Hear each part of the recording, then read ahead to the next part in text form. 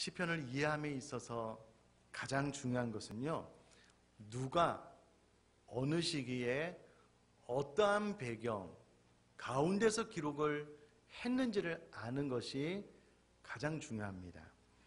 그렇기 때문에 시편의 대부분의 표제에서는 일반적으로 저자가 누구인지, 더불어서 연주 방식 혹은 사용하는 악기를 보여주는 그 표제의 기록이 있고요. 특별히 저작 배경이나 시기에 대한 내용이 수록되어지는 것이 일반적인 것 맞습니다. 그런데 오늘 본문에는요, 안타깝게도 저작 배경이나 시기에 대한 내용이 없습니다. 다만 고라자손의 시라는 것, 인도자를 따라 깃딧에 맞춘 노래라는 부분만 표제에 기록이 되어져 있습니다. 그렇기 때문에 오늘 본시는 누가 어느 배경에서 기록되었는지 많은 학자들이 기록된 시편의 내용을 통하여 연구를 해 왔는데요. 대부분의 학자들이 동의하는 것은 일단 5절 말씀 전후에 보면 아마도 시온의 성소에 대한 애정이 절절히 묻어나는 표현을 통해 보건대 아마도 이스라엘의 전체 역사 가운데 하나님을 향한 신앙이 가장 깊었을 때를 경험한 사람이 기록한 시다라는 것을 알 수가 있고요. 자, 그러면 이스라엘의 전체 역사 가운데 하나님의 기름 부으심이 하나님의 역사가 가장 강력하게 임했던 시기가 언제냐라고 했을 때는 다 함께 동일하게 다윗 시대였다라고 이야기를 합니다. 왜냐하면 다윗 시대에는요, 다윗이 24시간 동안 예배할 수 있는 사람들을 세워놨고요, 예배 때마다 하나님의 강력한 은혜, 임재, 기름 부으심이 있었고요, 그 예배 시간에 선포되는 하나님의 계시의 말씀을 듣고 순종을 해서 나라가 부강하게 되는 일들이 있어서 이스라엘의 전체 역사 가운데 가장 영적인 어떤 부흥기는 다윗 시대로 보기 때문에 아마 그때를 경험한 사람이었을 것이다 라고 이야기를 하고요. 또 하나는 오늘 본문의 말씀을 보니까 위기 상황이 닥친 것을 통해서 아마도 다윗 시대에 압살롬의 반역에 의해서 다윗과 함께 성전에서 예배했던 사람들이 쫓겨났던 일이 있었거든요. 도망 나왔던 일이 있었거든요. 아마 그때를 배경으로 해서 지어진 시가 아닌가라고 많은 학자들이 이야기를 하고 대부분 이 의견에 동의를 하는 것이 전체적인 분위기입니다. 그러므로 오늘 본문의 배경은 다윗이 그의 아들 압살롬의 반역에 의해서 다윗성에서 도망 나왔을 때에 아마 다윗과 함께 하나님을 섬겼던 고라 자손 중에서 어떤 사람이 썼다라고 생각을 하시면 좋겠고요. 이것이 오늘 본문 시편의 배경이 되는 것입니다. 자, 그러면 이것을 좀 잠깐 생각을 해보면 분위기가 어떤 분위기냐면요, 여러분 다윗의 아들 압살롬은 정말 계획적인 사람이었습니다. 나라 전체의 마음을 다윗으로부터 자기에게 돌이키기까지요, 그의 아버지 다윗이 미처 알지 못하는 상황 가운데 이스라엘 백성들의 마음을 하나 둘씩 자기에게로 옮겨오게 했던 사람이 압살롬이었거든요. 그러니까 압살롬의 반역이 하루아침에 된 것이 아니라 이스라엘 백성들의 마음을 자기에게 돌이키기를 계획했던 그 계획이 차근차근 이루어진 어느 날 그가 힘을 얻어서 아버지 다윗을 반역을 하게 되었고요.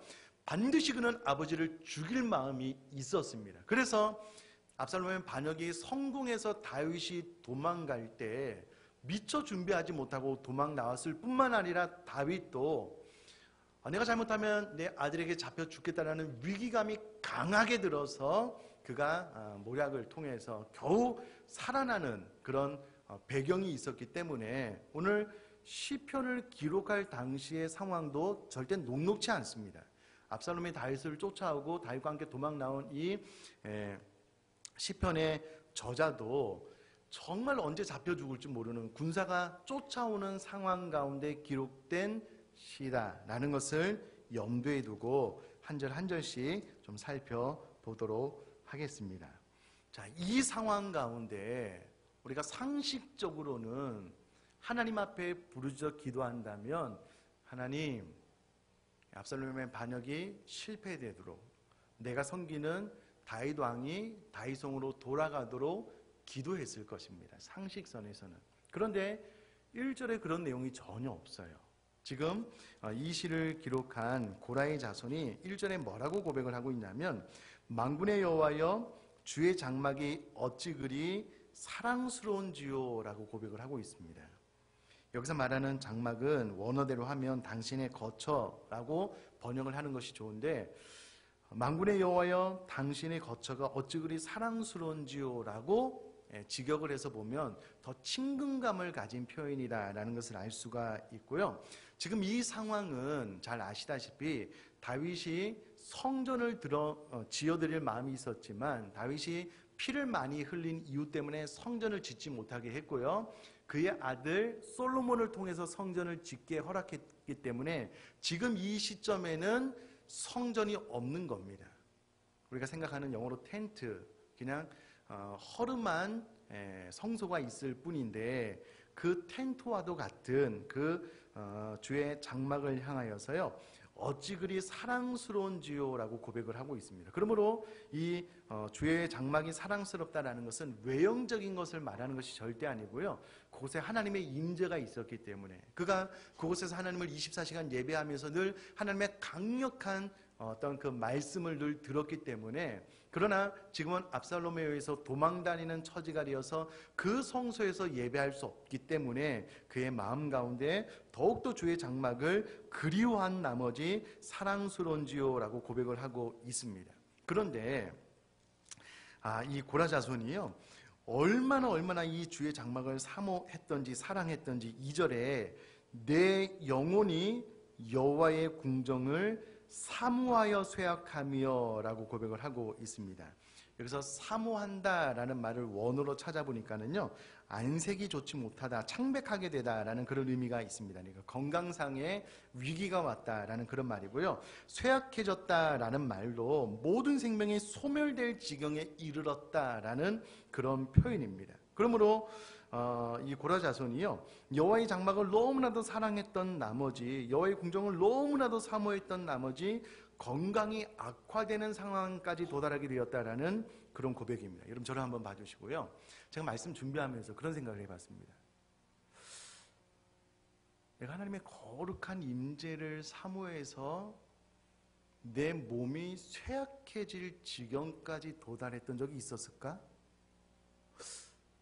건강이 너무 악화돼서 내 생명이 소멸될 지경에 이르렀습니다라고 하나님의 거룩한 임재를 사모해서 이와 같은 것들을 경험해 본 적이 있을까?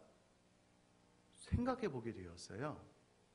그러면서 제가 무엇인가를 너무나도 좋아하고 갈망한 나머지 육체가 상할 정도로 이런 경험은 좀 떠오르더라고요. 첫 번째가 뭐냐면 중학교 때부터 이제 드럼을 좋아해서 드럼을 배웠는데 음악을 너무 좋아했어요. 근데 이제 그때 당시에 카세트가 산요 카세트 이렇게 큰 거 좋은 걸 하나 사려고 했는데 그때 당시에 이제 12만 원을 했는데요. 너무 비싸. 오늘날에 12만 원이 아닙니다. 제가 중학교 때 12만 원이니까 용돈이 작은데 그걸 너무 사고 싶은 거예요. 그래서 정말 1원 한 푼도 안 쓰고 아껴서 그 카세트를 사기 전까지 온몸이 진짜 아플 정도로 기다렸던 시기가 첫 번째 떠오르더라고요. 하나님이 아니더라고요. 카세트더라고요. 또 한 번은 지금 제 아내가 있어서 하는 말입니다. 우리 아내랑 연애를 하고 나서 군대를 갔는데요. 너무 보고 싶지 않아요. 물론 우리 아내가 면회를 오긴 했지만 또 제대를 하고 나서 제가 예수원에 가서 이제 수련을 3개월 받은 적이 있는데요. 우리 아내는 양산에서 일을 하고 또 제대하고 데이트를 많이 해야 되는데 그런 시간이 이제 오지 않으니까 우리 아내에 대한 그리움이 크더라고요. 영성훈련을 받으러 가서 우리 아내에 대한 그리움이 커서 좀 좋은 건지는 잘 모르겠는데 그러니까 몸이요 살이 쭉쭉 빠지더라고요. 너무 보고 싶어서. 진실은 예수원에서 풀만 주기 때문에 살이 빠진 거지만 저는 그렇게 해석을 합니다. 너무 그리움이 있더라고요.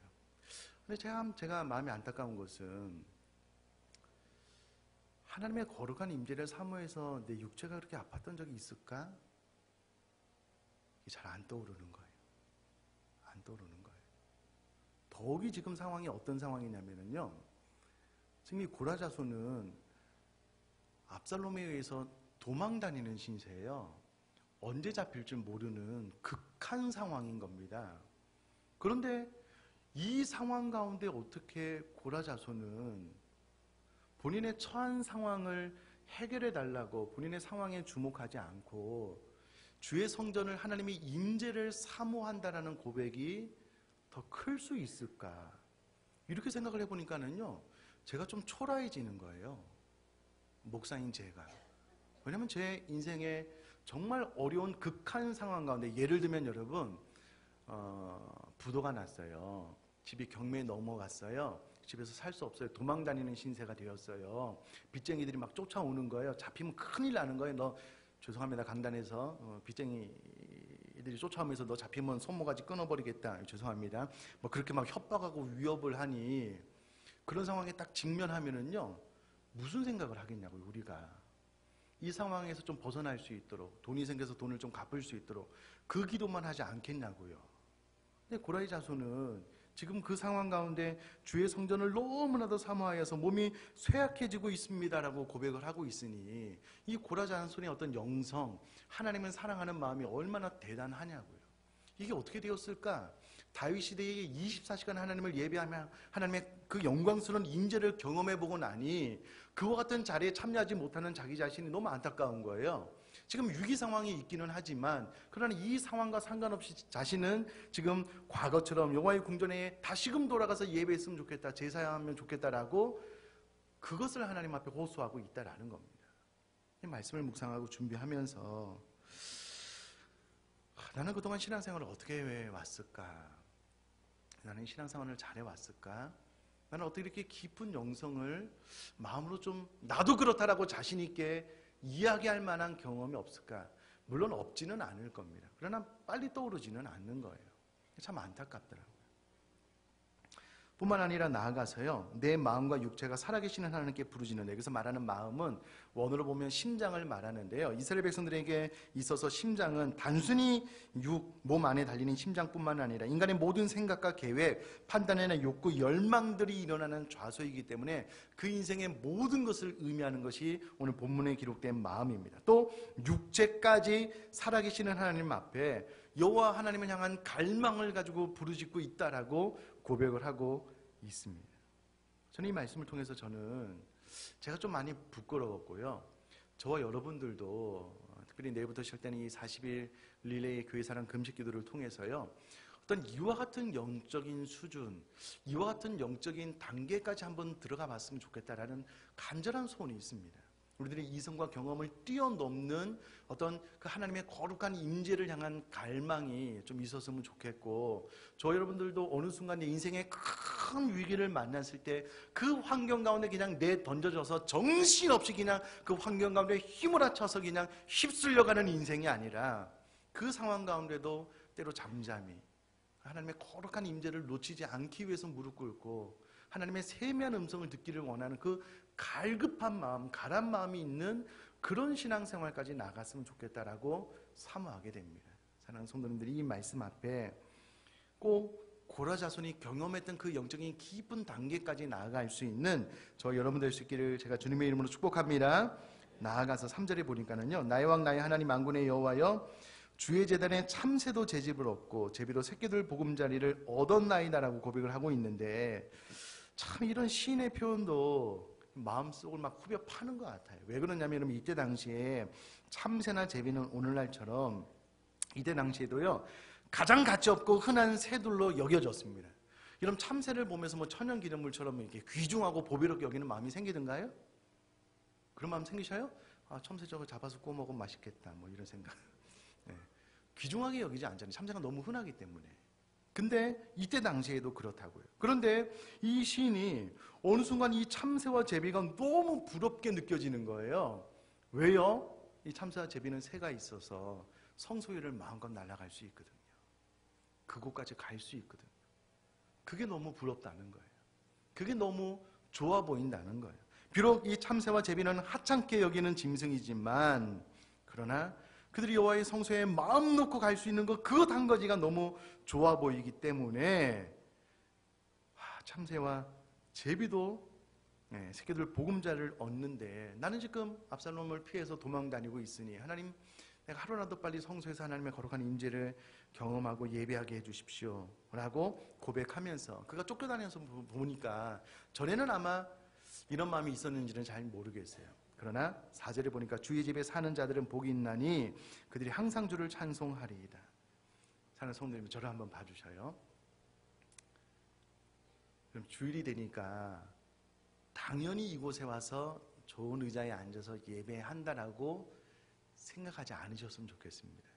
여러분, 이것이 하나님께서 우리에게 주시는 놀라운 축복이고 은혜인 줄 믿습니다. 사랑하는 모든 교회 식구들이 이 좋은 공간 안에서 한 마음으로 또 찬양팀과 더불어서 또 좋은 예배 인도자와 더불어서 하나님 앞에 예배하는 것, 이것이 하나님께서 저와 여러분들의 인생에 주신 정말 귀한 복 가운데 하나인 줄 믿습니다. 이것을 잊지 않고 사셨으면 좋겠어요. 그러면 이것을 잊게 되는 순간, 혹은 그래서 하나님께서 하나님 앞에 정상적으로 예배하는 것이 정말 복되다라는 것을 깨닫게 하시려면 하나님께서 어떻게 하셔야만 되냐면요, 고라의 자손처럼 쫓겨다니게 하실 거예요. 그럼 그것을 통해서 그냥 주일날 예배하는 것이 정말 복된 것이구나, 그렇게 깨달을 필요는 없잖아요. 굳이 도망 다니면서 내가 도망 다녀보니까 이렇게 귀한 것이, 이렇게 깨달을 필요는 없잖아요. 주어진 말씀으로 이것이 귀한 거구나, 그래서 늘 감사함으로 예배할 수 있는 저와 여러분 되기를 간절히 바랍니다. 자, 그런데 놀라운 일이 벌어집니다. 이 고라 자손이요, 늘 성소를 사랑하고 사모한 마음으로 기도를 하다가 놀라운 것을 경험하는데요, 5절 말씀 보니까 주께 힘을 얻고 그 마음에 시온의 대로가 있는 자는 복이 있나이다 라고 고백하고 있습니다. 무슨 말입니까? 비록 그가 도망다니는 상황이 다 정리된 것은 아니지만, 그래서 다시금 전에 예배드렸던 그런 성소로 나아가 하나님을 예배한 것은 아니지만, 그가 도망다니면서도 늘 성전을 사모하고 주의 거룩한 임재에 대한 갈망이 있어서 사모하여 기도하였더니 하나님께서요, 힘을 주신다는 거예요. 뿐만이 아니라 그 마음에 시온의 대로가 있게 해주신다는 거예요. 본인뿐만 아니라 본인처럼 이와 같이 기도하는 모든 자가, 비록 성소에 나가서 제사 드릴 수는 없지만, 그러나 동일한 마음으로 하나님을 사랑하고 사모하는 마음으로 기도하는 모든 자들은 비록 쫓겨다니는 상황 가운데서라도 주께서 힘을 주시고 그 마음에 하나님을 향할 수 있는 시온의 대로가 있게 해주시고, 또 이 시온의 대로가 있는 자가 복이 있다라고 이야기를 하고 있는 것입니다. 자, 그렇다면 여러분, 이것을 생각을 해봐야 되겠죠. 우리도 이 고라 자손처럼 다윗처럼 누군가의 어떤 모함에 의해서 쫓겨다닐 날이 생길지 모르겠습니다. 그러나 그때에 진짜 복된 자가 누구냐면, 그 상황 가운데서라도 고라 자손처럼 하나님의 거룩한 임재를 갈망하고 사모하고 기도함으로 주께 힘을 얻고 그 마음에 시온의 대로를 하나님으로부터 받는 자는 복이 있다라는 거예요. 반대로 그 어려운 상황 가운데 내던져졌을 때 그냥 온통 눈에 상황밖에 보이지 않는 거예요. 안 좋은 열악한 상황, 그래서 나를 이 상황 가운데 밀어넣은 그 사람에 대한 원망, 내가 왜 살면서 이런 모진 고난을 당해야 되는지 오로지 그 생각에만 사로잡혀서 여호와를 향한 갈망을 갖지 못한 사람들은요, 하나님께 힘을 얻지 못해요. 그 마음에 시온의 대로를 찾기는커녕 늘 그 마음이 복잡하고 혼란스러운 상황 가운데 던져지게 된 자는 복이 없는 거예요. 복이 없는 겁니다. 그러므로 사랑하는 성도님들, 우리가 고라 자손처럼 이 극한 어려운 상황을 만났을 때에 이와 같은 영성으로 하나님을 갈망해서 나에게도 하나님 힘을 주시고 내 마음의 시온의 대로, 내 마음에 확정하여 뜻을 정하여 나아갈 수 있는 길을 보여달라고 기도할 수 있는 저와 여러분 되기를 간절히 바랍니다. 그래서 그 길이 생기면 힘이 생기는 거예요. 왜냐하면 상황은 변한 것은 없지만 그래도 내가 어떻게 행동해야 될지에 대해서는 혼란스럽지 않거든요. 내 마음에 그 길이 확정되었거든요. 그런 은혜가 부어지게 될 것이다. 뿐만 아니라 6절에요. 그럼에도 불구하고 문제가 확 해결되는 것이 아닙니다. 당장 압살롬이 반역에 실패하고 다윗이 다윗성으로 복귀한 것이 아니라는 거예요. 여전히 그들이 눈물 골짜기로 지나갈 때 눈앞에 눈물 골짜기가 있다라는 겁니다. 그리고 이 눈물 골짜기는 계속해서 반복해서 우리 인생 가운데 다가오게 될 것입니다. 멈춰지지는 않는 것 같아요. 이것을 통해서 우리를 훈련하고 연단하고 더 높은 차원의 영성과 신앙을 갖게 하려고 하시는, 우리를 정금같이 만들고자 하는 하나님의 열심이 우리들로 하여금 눈물의 골짜기로 지나가게 할 때가 있거든요. 그러나 감사한 것은 여호와를 사모하고 갈망하고 기도하면 하나님께서 힘을 주시기 때문에, 마음의 시온의 대로가 있기 때문에 눈물 골짜기로 지나가긴 하겠지만, 그러나 그때에 그곳에 많은 샘이 있을 것이며, 이게 무슨 말이냐면요, 너무 삶이 지치고 힘든 거예요. 내 인생을 포기하고 싶은 거예요. 모든 관계를 끊어버리고 싶은 거예요. 더 이상 힘이 없는 거예요. 그럼에도 불구하고 하나님의 은혜를 구하면서 간구하면서 한 걸음 터벅터벅 걸어 나갔더니 이제 내 인생이 끝났다라고 말하기 이전에 그곳에 샘이 하나 준비가 되어져 있는 거예요. 그 샘의 물을 마시고 또 조금 힘을 내서 한 걸음 두 걸음 걸어 나갔더니요, 또 그 앞에 샘이 준비가 되어져 있는 거예요. 많은 샘이 있을 것이며, 비록 그 길이 눈물의 골짜기이기는 하지만 필요할 때마다 내 목을, 내 영혼을 축일 수 있는 물을 하나님께서 공급해 주셔서 이 눈물의 골짜기를 지나갈 수 있게 해 주시겠다는 겁니다.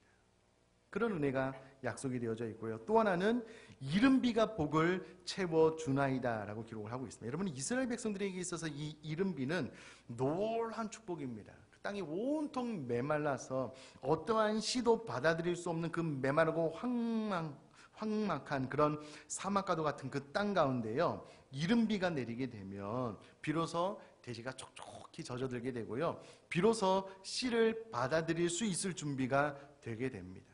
이른비는 땅을 순식간에 바꿔놓아요. 그리고 그곳에 작은 씨앗이 떨어지면은요, 비로소 그 씨앗이 자라서 열매 맺게 하는 결정적인 역할을 하는 것이 바로 이 이른비의 복이라는 겁니다. 사랑하는 성도님들, 인생 살다가 고난 당하잖아요. 사람으로 인하여 마음이 상하잖아요. 그러면 그 나에게 아픔을 주었던 사람이 내 마음밭을 너무나도 많이 다녀서요, 우리 마음밭이 길가처럼 딱딱해져요. 그럼 선포되는 하나님의 말씀이 내 마음밭에 떨어지지가 않아요. 떨어져도 바람이 불면 휙 날아가 버려요. 그 말씀이 우리 마음속에 받아들여지지 않는다고요. 그러니까 내 삶에 어떤 하나님의 말씀으로 인한 소생, 세임, 열매가 없어요. 근데 하나님을 향한 갈망으로 하루 이틀 이렇게 기도하다가 작은 샘물 하나 만나고 또 작은 샘물 하나 만나게 되면은요, 비로소 조금 힘을 얻게 돼요. 바로 그곳에 이른비가 내려지면은요, 우리 마음이 촉촉하게 젖어들면서 비로소 하나님의 말씀이 우리 마음밭에 떨어질 준비가 돼요. 그러면 말씀이 우리 마음밭에 떨어지잖아요. 그래서 말씀을 붙잡잖아요. 그럼 반드시 그 말씀은 30배, 60배, 100배의 결실을 맺게 합니다. 여러분, 우리 마음밭을 좀 잘 보시면 좋겠습니다. 너무 마음이 힘들고 어려우면은요, 내 마음이 딱딱해져요. 굳어져요. 하나님을 향하여, 사람을 향해서도 마음의 문이 열리지 않아요. 근데 그럼에도 불구하고 하나님을 향한 갈망으로 기도하다가 이 많은 샘들을 만나게 되고 이른비가 내려지면은요, 마음이 눅눅듯이 녹아진다니까는요, 어느 순간 하나님의 말씀이 들려지기 시작할 거예요. 어느 순간, 아, 저것은 하나님의 음성이다, 내가 저 음성을 붙잡아야 되겠다 라는 생각이 들 겁니다. 그럼 하나님께서 그러면 우리에게 힘을 주시는 과정 가운데 있는 거고요. 그래서 그 말씀을 붙잡는 순간 그 말씀은 반드시 우리들의 삶 가운데 30배, 60배, 100배의 결실을 맺게 되어져 있습니다. 그 출발이 계속해서 이루어질 것이다 라고 기록을 하고 있고요. 자, 이른비가 복을 채워주게 되므로 우리 마음밭이 하나님의 말씀을 받아서 준비가 되고 이 말씀이 하나둘씩 열매를 맺게 되면은요, 7절에 그들은 힘을 얻고 더 얻어 나아갈 수 있는 능력을 공급받게 되고요, 시온에서 결국 하나님 앞에 각기 나타나게 되는 하나님의 은혜를 경험하게 됩니다. 여러분, 앞절에 5절에 주께 힘을 얻고라고 되어 있는데요, 7절에는 힘을 얻고 더 얻어, 동일한 단어가 반복되어진 것은 강조고요, 참 중요하다라는 것이고, 이 말씀은 반드시 이와 같은 삶을 살아가는 자들에게 하나님께서 힘을 얻고 더 얻게 해 주시겠다는 거예요. 그래서 시온에서 하나님 앞에 설 수 있는 은혜와 능력과 회복의 복을 주시겠다라는 약속입니다. 사랑하는 성도님들, 그러므로 저와 여러분들이 내 인생 가운데 최고의 전성기는 언제였는가, 내가 어떻게 하면 고라자손처럼 이 어려운 상황 가운데도 다시금 하나님을 향한 갈망의 마음을 품을 수 있을까라는 그 마음으로 하나님의 은혜를 구하면서 나가면은요, 하나님께서 반드시 저와 여러분들에게 힘을 주시고 더 주실 줄 믿습니다. 시온, 하나님 앞에 다시금 설 수 있는 회복의 은혜를 주셔요. 그러면 이미 주신 이른비의 축복으로 말미암아 마음의 준비가 다 되어서요, 과거에 또 경험해보지 못했던 30배, 60배, 100배의 말씀의 결실로 인하여 독수리 날아가는 그런 힘을 얻게 되고요. 걸어가도 뛰어가도 피곤치 않은 능력을 하나님께서 공급해 주실 줄 믿습니다. 아마 그 일을 아마 오늘부터 또 내일부터 시작되는 오늘 이 말씀을 통해서 우리 마음속에 잘 새겨진 이 은혜가요. 또 내일부터 시작되는 교회 사랑 40일 릴레이 금식 기도를 통해서 반드시 이 말씀은 성취될 거라고 확신합니다. 여러분 두고 보셔요. 40일 동안 우리가 금식하면서 기도하는 사이에 하나님께서 우리 교회 가운데 성도님 가운데 어떤 일을 행하시는지 두 눈을 똑바로 뜨고 한번 두고 보셔요. 오늘 선포된 말씀을 하나님께서 반드시 이루실 거라고 저는 확신합니다. 자, 그럼에도 불구하고 8절에 만군의 하나님 여호와여 내 기도를 들으소서 야곱의 하나님의 귀를 기울이소서. 계속해서 하나님 앞에 기도와 간구를 쉬지 않는 모습을 보게 되고요. 여러분 그러므로 하나님께서 우리 삶 가운데 역사해 주실 것을 믿지만 기도는 쉬지 않아야 된다. 한 절 넘어가서 10절 말씀 너무 중요해서요. 우리 한번 한 목소리로 같이 읽겠습니다. 10절입니다. 시작. 주의 궁정에서의 한 날이 다른 곳에서의 첫날보다 나은즉 악인의 장막에 사는 것보다 내 하나님의 성전 문지기로 있는 것이 좋사오니. 아멘. 고라 자손이요, 그렇게 도망 다니면서 보니 오늘 죽을지 내일 죽을지 모르는, 잡혀 죽을지 모르는 상황 가운데 처해 보니, 그럼에도 불구하고 그의 마음속에서 끊임없이 일어나는 열정은 뭐니 해도 주의 궁정에서의 한 날이 다른 곳에서 첫날보다 더 좋더라, 이것을 더 깨닫게 되는 거예요. 그래서 그의 마음속에 내 하나님의 성전 문지기로 있는 것이 좋사오니, 원어로 보면 좋다는 말이 선택했다는 거예요. 나는 주의 성전 문지기로 있는 것을 선택했다라는 겁니다. 이런 문지기는 이때 당시에 이 제사를 오늘날로 말하면 예배를 집례하고 인도했던 리더 그룹이 아닙니다. 정말 하찮은 문에서 그냥 사람들 들어오고 나가고 하는 것을 보고 체크했던 그런 역할입니다. 그럼에도 불구하고 내가 주의 성전에 복귀해서 제사를 집례하고 또 중요한 역할을 감당하는 것을 사모하는 것이 아니라 하나님의 임재가 있는 바로 그곳이라면 나는 그곳에서 문지기로 있는 것을 선택하겠습니다. 나는 그것이 그 무엇보다 좋습니다라는 그런 고백입니다. 저는 저와 사랑하는 성도님들, 다른 곳에서의 첫날, 특별히 원어적으로 보면은요, 다른 곳이 그냥 다른 곳이 아니고요, 정말 좋은 궁궐 안에서와 같은 좋은 곳입니다. 그럼에도 불구하고 저와 우리 사랑하는 성도님들은 내가 살아보니 다른 모든 좋은 곳에서의 첫날보다 하나님의 거룩한 임재가 있는 이 하나님을 섬기는 이 예배당 안에서 단 하루를 지내도 하나님의 거룩한 임재를 경험하는 것이 좋습니다. 나는 이것이 너무 좋기 때문에 나는 성전 문지기가 되기로 나 스스로 선택하겠습니다 라는 그런 깊은 차원의 신앙 고백이 있을 수 있는 그 영성, 그런 신앙생활로 한 걸 한 걸 좀 나아갈 수 있게 되기를 제가 다시 한번 주님의 이름으로 축복합니다. 자, 말씀을 정리하면은요, 극한 상황 가운데 고라 자손이 기도하는 기도는 딱 한 가지였습니다. 그것은 주의 궁정, 하나님의 임재와 하나님의 교제를 너무나도 사모한다는 것이었고요. 놀라운 것은 극한 상황 가운데 그 상황 가운데 휘둘리지 않고 오히려 고라 자손은 어떤 상황 가운데 있든지 주께 힘을 얻고 그 마음에 시온의 대로가 있는 자는 복이 있어서 하나님을 향한 갈망을 멈추지 않겠다라고 고백했다면 저와 여러분들이 이와 같은 삶의 태도를 유지했으면 좋겠고요. 그러므로 말미암아 주의 궁정에서의 한 날이 다른 곳에서의 첫날보다 좋습니다라고 마음속 깊이 진심으로 고백할 수 있는 그런 영성을 소유한 그런 깊은 신앙생활을 해나갈 수 있게 되기를 주님의 이름으로 축복합니다.